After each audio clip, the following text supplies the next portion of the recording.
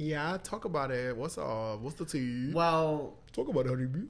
What's the tea, honeybee? recently I just became single. Congratulations. Thanks. Everybody, give her flowers and congratulate her. Today we're diving into dating. Period. Complicated.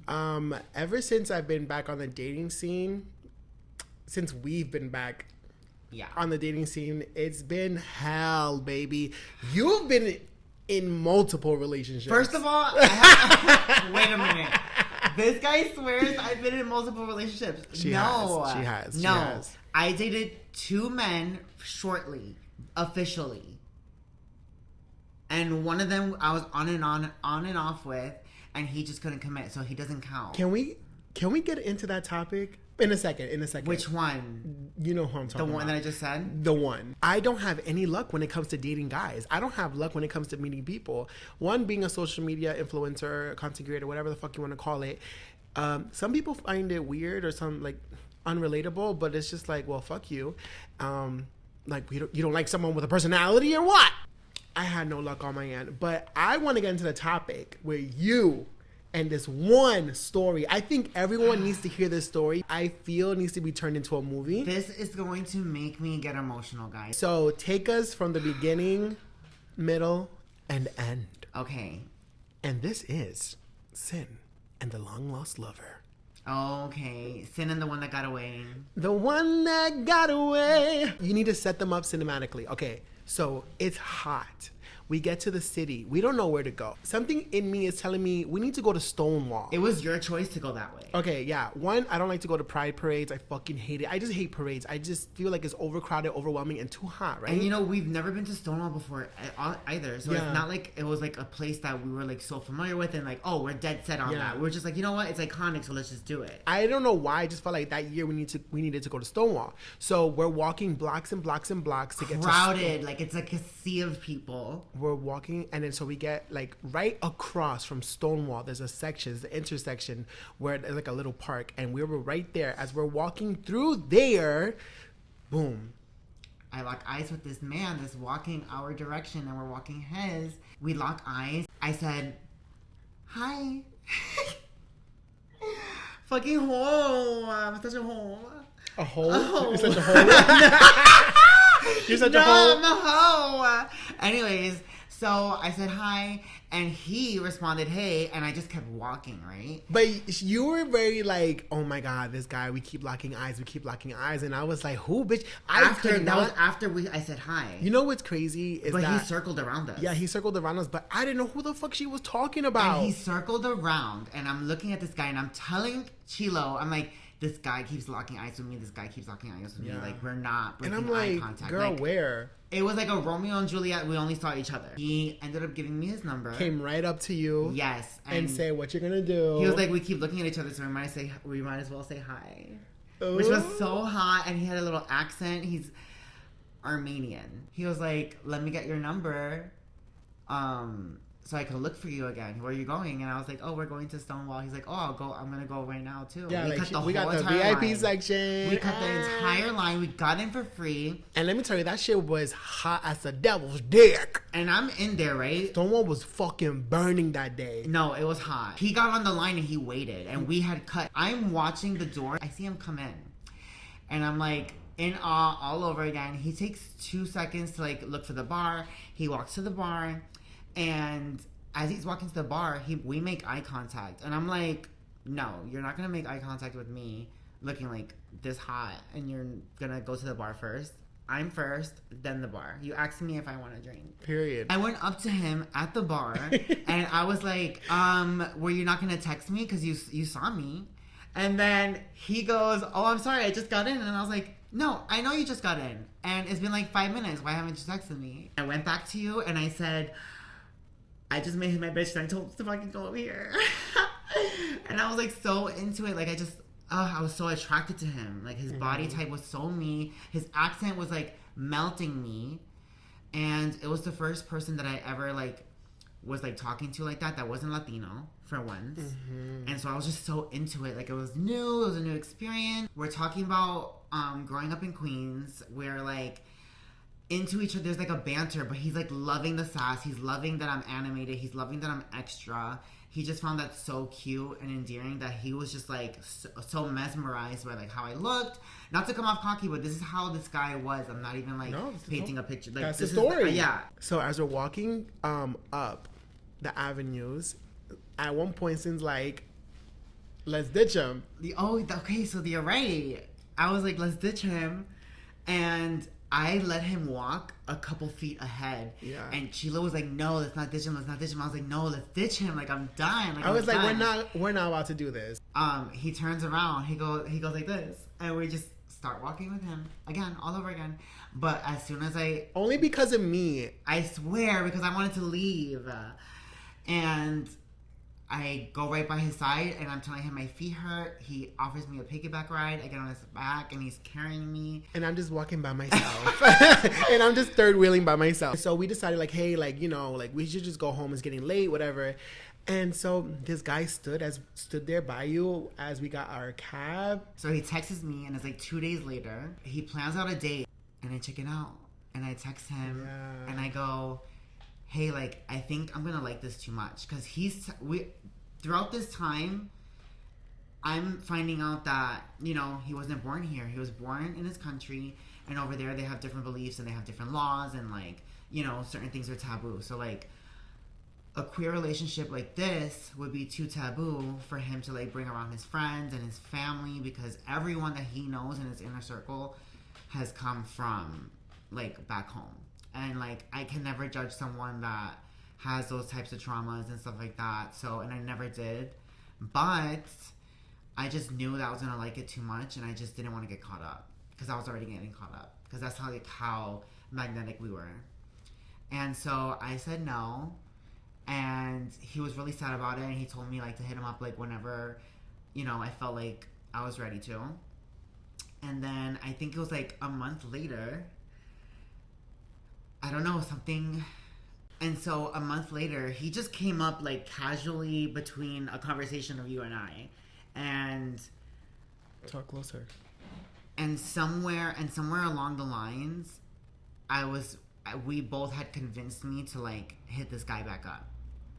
And so I text him and I go, hey, like, is that date, like, still up or whatever? And he goes, okay, do you like live music? And I was like, I can get into it. I've never done it. And he had a spot. He took me there. He's like, you know, there's a few dishes there that you can eat. We can grab a drink. And, like, we could just go from there. And I'm like, okay. So the date comes. And now we're in, like, late August. He sees me.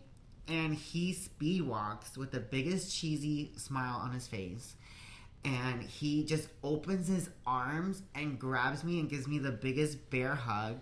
And then looks me in the eyes. This is like within the first couple of seconds of just seeing each other after a whole month of only knowing each other for one day, basically. And this guy looks me in the eyes, grabbing me tight, like chest to chest. And he looks down at me and he just kisses me as if we had just made out at Pride the day before. We're just there making out within the first, 3 minutes. We haven't even said hi to each other.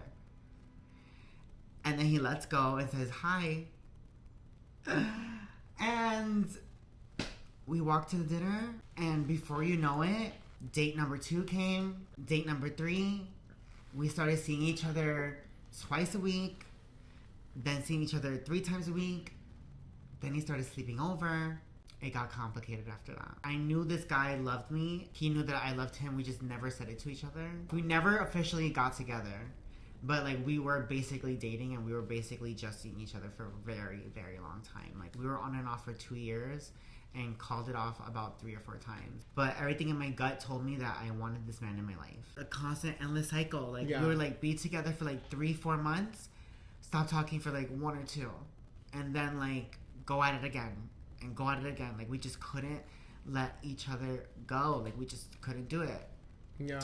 After a certain amount of time, it's we just couldn't let that time go without being able to, we try to be friends. Yeah, and it didn't work out. We try to be friends several times. But the feelings are there. The attraction is there. So it's it's so hard. And it's every time we would come back to each other, it was as if there was no time apart. And everybody knew about Girl, it's edited. I know, but chill. Damn. You just made my heart just dropped. My heart just dropped. My asshole just got tight.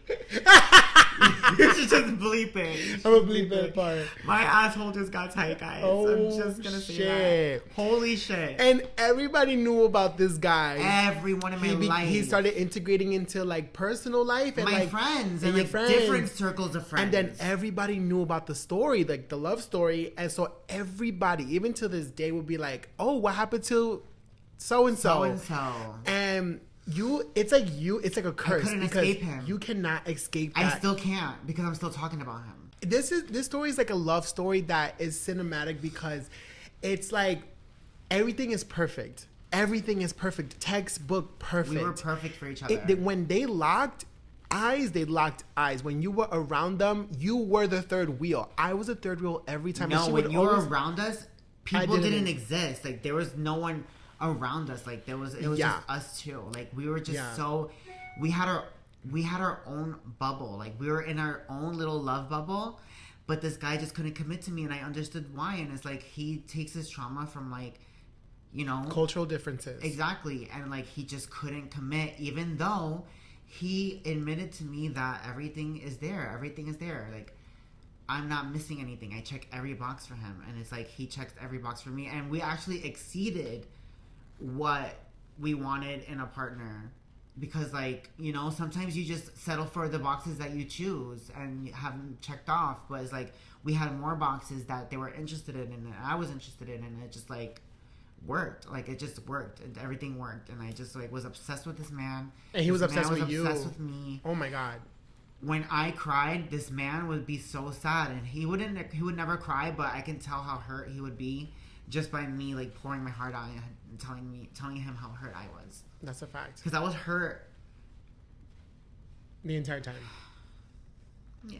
Yeah, it's a hard story. It's hard to talk about. It's hard because witnessing it on the outside perspective, it is, you root for it because it's like watching a movie. You want them to end up together. Notebook, like, very Notebook. So Notebook. Like not to be corny or cheesy. Like we were so no, Notebook. It was like, Notebook. We really were. Like, there was nothing wrong with us. Yeah. Other than our cultural differences. Dropped anything and everything he was doing for her. Whenever she, like, would hit him up, be like, oh, let's go here, let's do this, let's do that. He was there. He'd be like, sure, I'm at this cafe right now. Let's meet over here. And, like, I'll be there in, like, 5-20 minutes. My love story was stopped because there's people out there that just don't believe that we deserve to be in relationships or be in love with people. And, like, they think it's wrong or it's taboo. And, like, and, you know, like...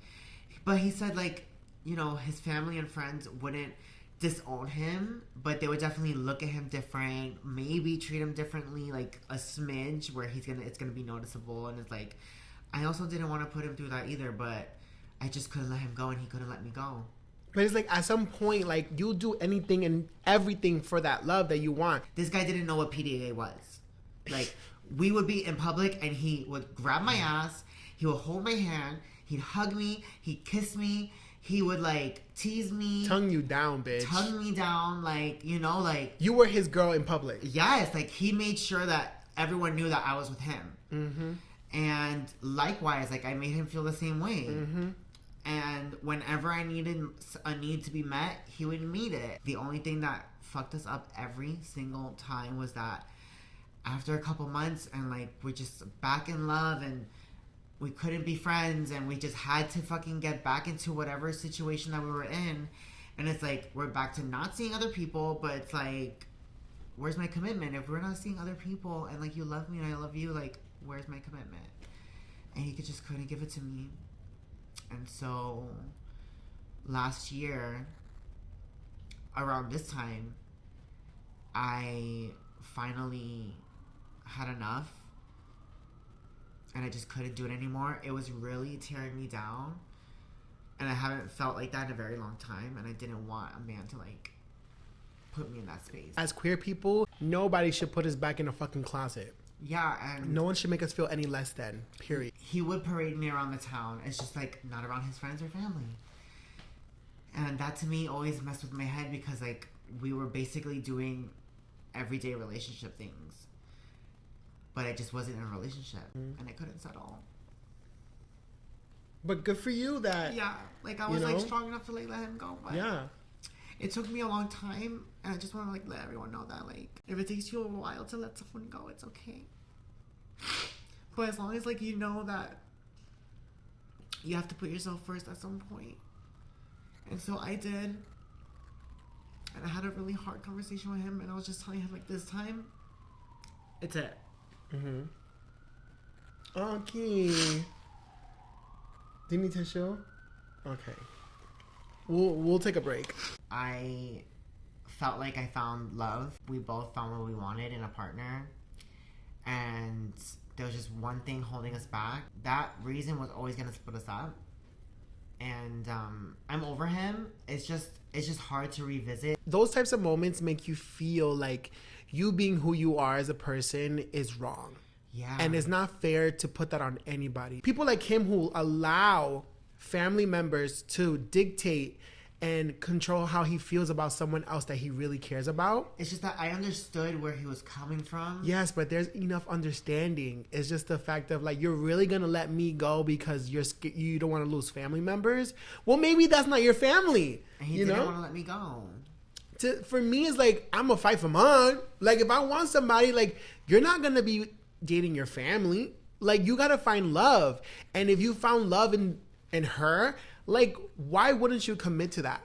Like, why wouldn't you commit to someone that you are literally basically in awe with? And you're dating. Because of family? Because of them not approving? You know how many relationships that people put on the fucking line with their friends and family because what they put first is love and they want love? So you're telling me my problem is that he's going to go out and date some other girl and he's not going to be fully real with himself or with her because what he really likes is not the girl he's dating.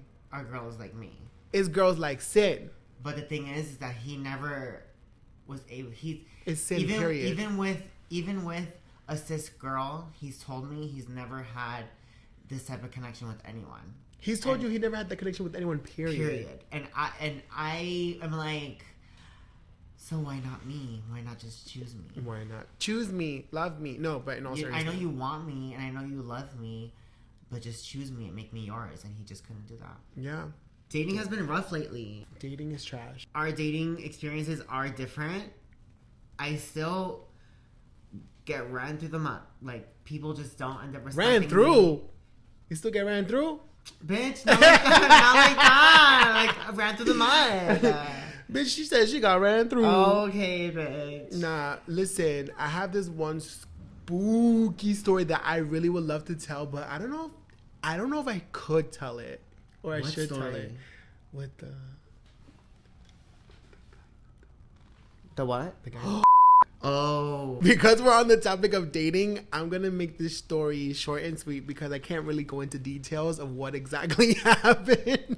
But I got to tell you what happened, without telling you the get down with the get down. Yeah. So one night, the vibes wasn't about hooking up. We were on the vibes of just chilling with each other. So I decided to go over to his house. After work, I never been to an apartment in this area. So I'm like, ooh, like I'm excited to see how it's going to look. Girl, when I tell you I get in there and that building looked just like one of these Bronx apartments, I was like, no. And we always give each other our locations and we take pictures of like where we're at, the building number, the person, everything. So I get inside and girl. So I walk into his apartment and it's dark. When you enter his apartment, it's the kitchen. That's the first thing. And the lights were off. So I was like, oh my God, like I hope, like it's scary. Like, first of all, why are the lights off? Like, no. I walk through the kitchen into the living room. And now the living room, it was like walking into this guy's mind, where I thought I was inside of a psychopath's house. His energy, his aura made me feel comfortable. So like, it is what it is. But then again, a serial killer can do that to you, period, which is terrifying. I see a bunch of people's names written on the wall. He gives me a marker and he's like, here, write your name. I go, oh, is this what you do with all your victims? And, laughing, making light of it. And I'm just like, okay, period. I mean, a lot of people went to that house because there was names up the wazoo. I'm talking about names on the every wall. Every wall, there was a motherfucking name. And then I'm looking around more into the apartment. I see a saw in a bucket next to the TV. I see carpets on carpets, like nice carpets, but like carpets on carpets. It was just like there was artwork. There was a bra hanging from the corner of his apartment. Everything, everywhere, all at once is basically what the theme was for his apartment. We're talking and hours go by. I find myself at his house still at 3 in the morning. So we decided to order food. And I'm like, damn, 3 in the morning? What the hell are we gonna order at 3 in the morning? What did you order? We ordered Taco Bell. I can really go for a grilled cheese burrito, but continue. Taco Bell. One, I do not like Taco Bell. Yo quiero Taco Bell. Yo no quiero Taco Bell. A mí no me gusta Taco Bell. It. I hate Taco Bell. But I was really hungry, so like I can eat Taco Bell when I'm starving because I need food, period. So we ordered Taco Bell. He's like, get whatever you want, la la la. And I'm like, okay, yes, money. He got money. While we're waiting for the Taco Bell, oh my God. He gets into a story. And this story wasn't what anyone should be hearing in a random person's house that you just met at 3 in the morning. This story was not supposed to be told to anyone at 3 in the morning by a stranger. At some point in the story, I thought he was telling a joke. I'm like, is he telling a joke or is this... The story is hypothetical, allegedly, but the story keeps going, and then now I'm becoming more disturbed. I didn't let him know I was scared. I was like, hey, can we switch to the next topic? And he goes, oh, you're not laughing on the inside? Because I had told him that I laugh on the inside. Like, you know, when you find something funny where you can laugh on the inside, you're not laughing out loud, but it's still funny to you, where you just like, you're like, oh, that's funny. He was like, you're not laughing on the inside? I go, no. And he's like, but you told me you laugh on the inside. And I was like, yeah, but to certain things, not to everything. And then his like demeanor and face started to change. On the inside, I'm like, why does he look more intense now? I was like, oh, I think I'm in danger. He continued with the story, and it kept getting worse, and it kept getting worse, and it kept getting worse. And then I was like, oh, like, I think the climax is that something's gonna happen. Something's gonna happen to me. I think this is leading to where something's gonna happen to me now.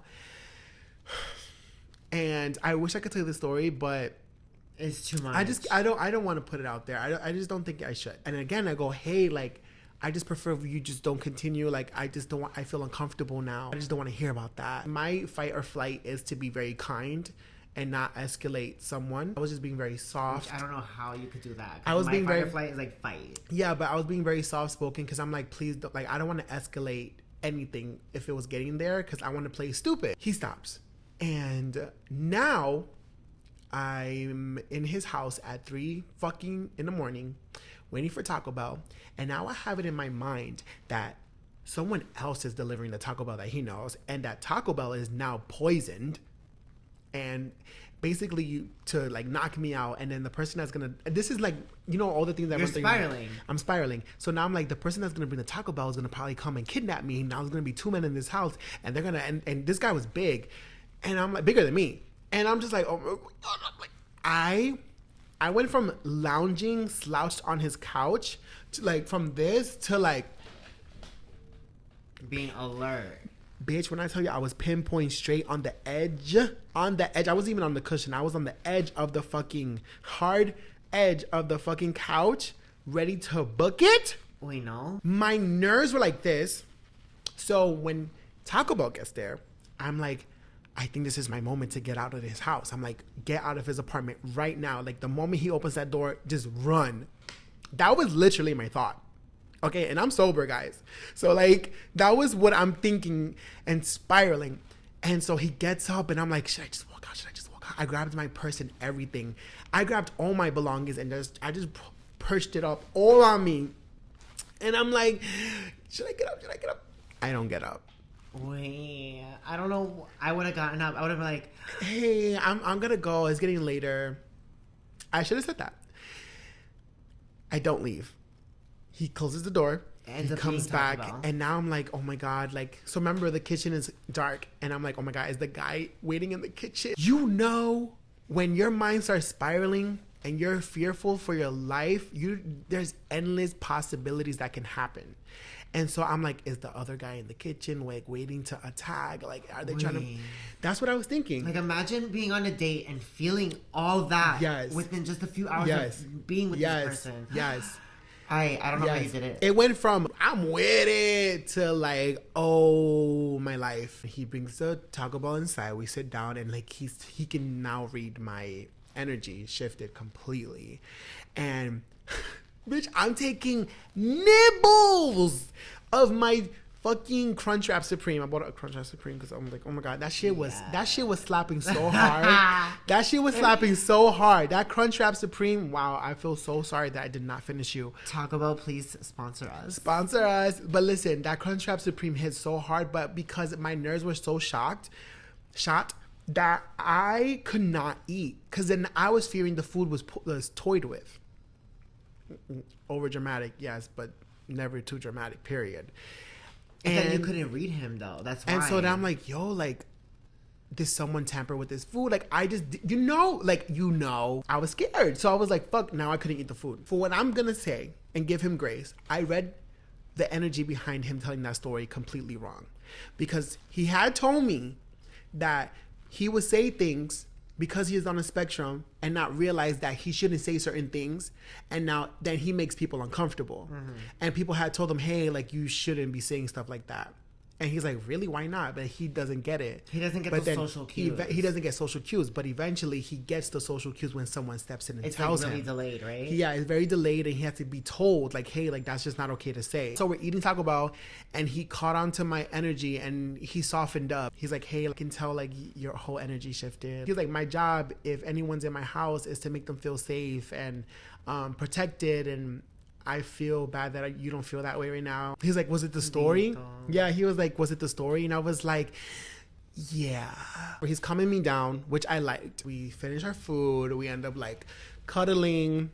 Girl, why do I lay on top of this man's body? Not fearing for your life too, because you're still a little shook. I was still fight or flight, so I'm like, okay, let me calm him down just in case. Like, if that was a scenario, like, let me calm him down and let him know that I'm calm. He lays on the couch. I lay on top of him. Our feet are touching the ground, but like we're slanted on each other.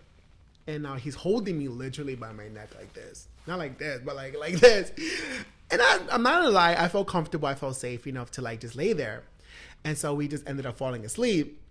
Which is crazy. I stayed there till 7 in the fucking morning, girl. 7 in the morning. Which is crazy. Because I was fearful that if I made it seem like I wanted to leave his house, that he would do something. But that was just my paranoia. Meanwhile, like, that was my paranoia. The last text I got from you was, yeah, we're just chilling. So, because we were. I just let Chilo be Chilo. And I was chilling at home watching TV. Because we were. I felt so bad that you just went through that like all throughout the night though. Freezing is real. When you're scared, when you're in shock, like when you're nervous, freezing is real. Like, I freeze. I have a tendency to freeze when I'm scared. So like, I froze in that moment, and yeah, I could have texted her like, hey, can you just text me to call me? I should have done that. I should have been like, let me use your bathroom. But I couldn't do that because I froze on the couch. Like, I didn't want to get up. I didn't want to make any sudden movement. But again, this is my paranoia. This is my own paranoia. So yeah, like, with every right though. With every right, because we don't know each other, and you don't know people's And again, he doesn't know social cues, so like, he's saying and doing things that he's so unaware that like you're reading it completely wrong. Yeah, I read it completely wrong. I hope. And so then I leave, and I was just like relieved. I was like, oh my god, I don't think I could ever go to somebody's house. And that was the last person's house that I've ever been to, and yeah, I can't do it. I'm not going to nobody's house unless I'm dating you, period. Honestly, after that, I don't think I could either. After that, I learned my lesson, and I would never go into a random guy's house, period. Like, I cannot put myself through that again. I've never felt like my life was that much in danger ever in my life, and that night shook me to my core, and I was like, whoa. Even reading it wrong, and like, let's say my life wasn't in danger, period, because it wasn't. Clearly it wasn't, because I'm here. Just that feeling alone was more than enough to like put me in my place. Like, I'm good. It humbled you. It humbled me real quick. So that was my dating horror story, and I hope you enjoyed. Have a good night. Imagine now. Oh my God, imagínate. Imagínate. Okay. I think there's 2 lessons that we need to take away, guys, from both these stories. Speak. When it comes to like my situation, always put yourself first. Yeah. Just because you're queer, just because you're trans, doesn't mean anything. Put yourself first no matter what. Even if you're in a situation where you're unhappy, you're gonna find someone, and if you don't, you have to learn to just love yourself and just like keep dating and don't give up. Find your happiness. Find your happiness, and sometimes happiness is not with someone. Sometimes it's just with yourself. Yeah. But also find your person that's gonna actually respect you, period. Yeah, like I said, put yourself first. And the second lesson, when the Taco Bell comes, you run. You walk out that door. You run out that door. You run out the door when the Taco Bell is there. When it arrives, you go. Yeah. Listen, if you take anything from my story, just understand it's not worth it. It ain't worth going to someone's random ass house and possibly getting unalived. It's not worth it. It's not worth it to put yourself through that fear. Okay. No, it's just not worth putting yourself through that fear. You're that fucking cracked out, bro. Like, what's wrong with you? Am I myself if I'm not cracked out? Don't be fucking me up for the week, though. Oh, we want to know what's my don't be fucking me up? It's this before and after pictures of Donatella Versace. I want to talk about Donatella Versace. Let's insert a picture right here. Damn. She did a makeover to herself. Did she really? Yes, and she shocked people, and she looks incredible. Oh, they're all doing a different facelift. person. Are you fucking ready? Because you're not ready. Do it.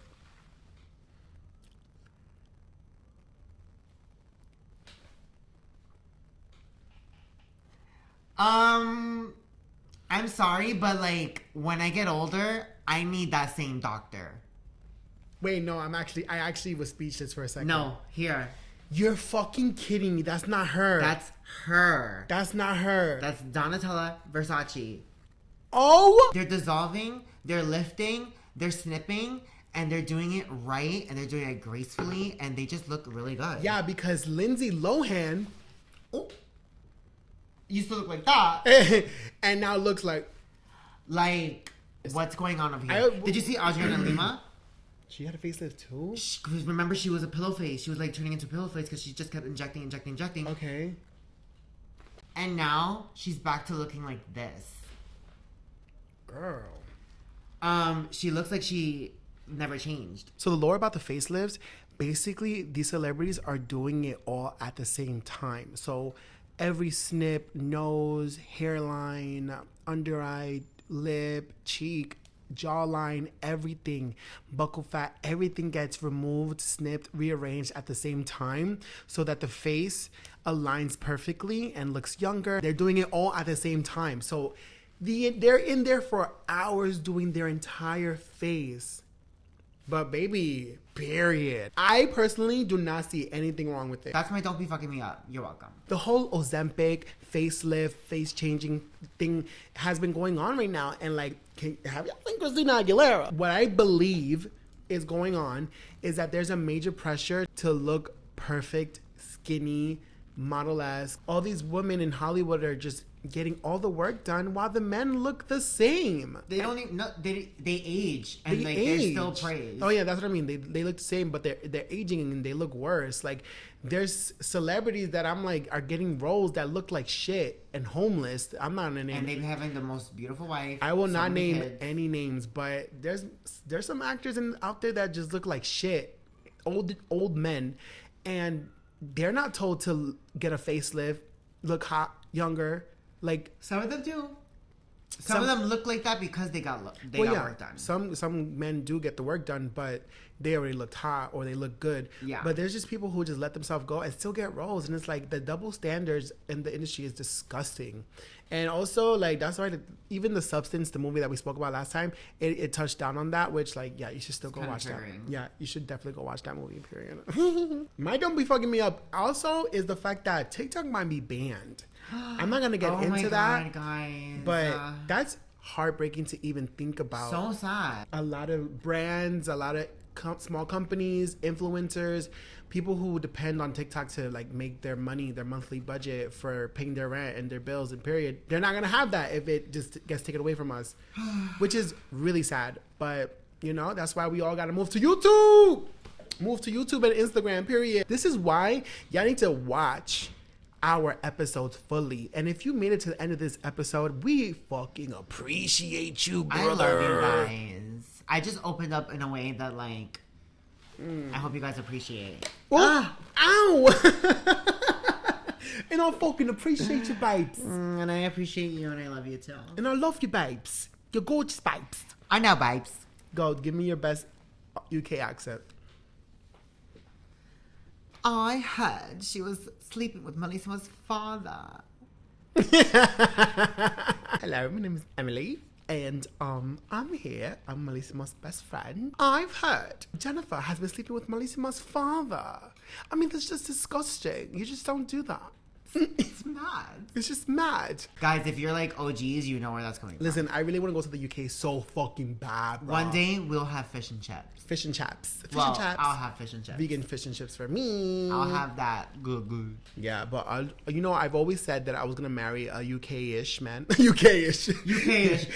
You can be UK-ish. You can have a UK-ish accent. I don't care. I always said I was gonna marry a British man, and I don't know why I said that since I was young. Because you want a British takeover. A British take over my body, baby. Oh, okay. And I just really love British men. I love British culture, and I love the British accent. You just love it. I just love Britain. You want the London look. I want the London look. I really want to get the London look. I get it, babes. I really do. I really want to get. I want to go to Pound Town in London. Oh my God! You just can't talk like that. The British Pound Town, baby. Okay. Girl. Anyways, yeah. So one day, hopefully, I get to go. We get to go to London. We should. I cannot wait to travel. Like, I know. I can't wait either. I can't wait to explore more with you. Period. And like alone, and with partners and friends, and I just can't wait to like. For our lives to like be cunty. And on that note, I can't wait to cunt it out. And on that note, I hope that not only our lives are cunty, but your lives are cunty too. And remember, take care of yourself. Thank you so much for joining tonight. We love you. Let us know down in the comments about like certain dating experiences that stand out to you, or something that you want to share. Yes, tell us about your stories. Yeah, send it to us, and maybe we'll even read it over like another episode. You just never know. Of the Don't Be Fucking Me Up podcast with your girl Cynthia and Chilo. And on that note, bye. Bye, babe.